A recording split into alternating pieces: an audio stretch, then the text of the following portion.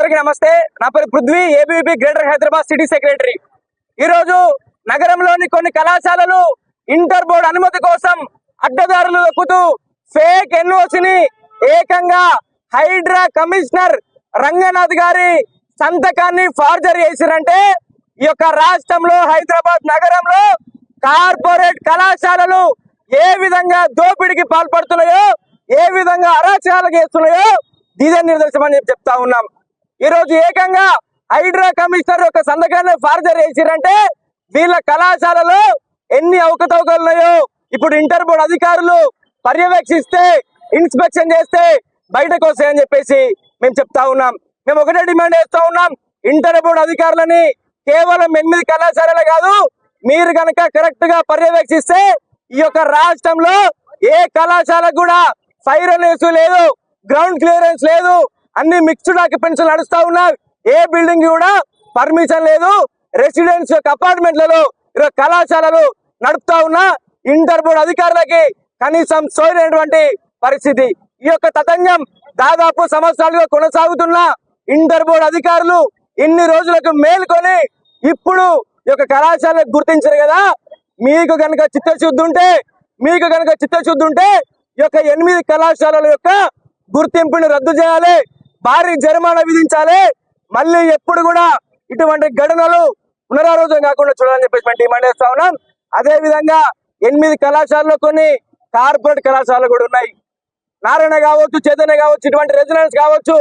ఒక్క కళాశాల తప్పుకు పాల్పడితే ఆ విద్యా సంస్థలు మొత్తం తప్పు చేసినట్టే.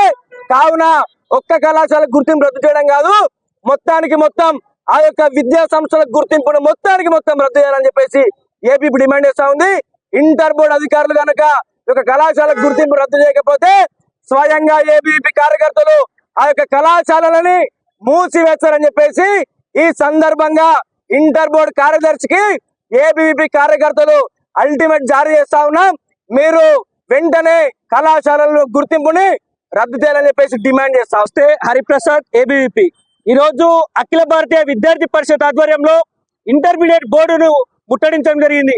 ఎందుకంటే ఈ యొక్క రాష్ట్రంలో చదువుతున్నటువంటి విద్యార్థులు అనేక ఇబ్బందులు పడుకుంటూ తల్లిదండ్రుల దగ్గర నుంచి ఫీజులు తీసుకొని ఈ యొక్క కళాశాలలు ఏవైతున్నాయో ఎన్ఓసి దాదాపు 152 కళాశాలల ఎన్ఓసి ప్రవేశపెడితే 90 మాత్రమే ఈ యొక్క కరెక్ట్ ఉన్నాయి.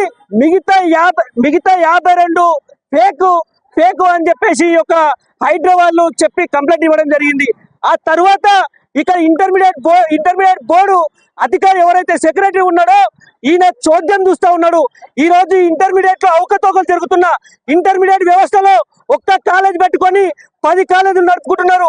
ఒక్కటే ఇంకా చాలా అవకతవకలు. ఏదనంటే ఎన్ఓసి లేకుండా, ఫైర్ లేకుండా, ఫైర్ సేఫ్టీ లేకుండా, బిల్డింగ్ పర్మిషన్ లేకుండా, అక్కడ ఎటువంటి వసతి పర్మిషన్ లేకుండా ఈ యొక్క కళాశాల నడుపుతుంటే ఇక్కడ ఉన్నటువంటి సెక్రటరీ చోద్యం చూస్తున్నాడు.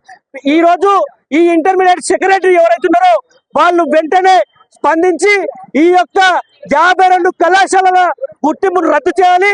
అదే విధంగా ఈ యొక్క యజమానుల పైన కఠినంగా కేసులు విధించి, సెక్షన్స్ విధించి ఈ యొక్క యజమాన్యాలను కఠిన కారాగార శిక్ష విధించాలని చెప్పేసి ఈ సందర్భంగా డిమాండ్ చేస్తున్నాం.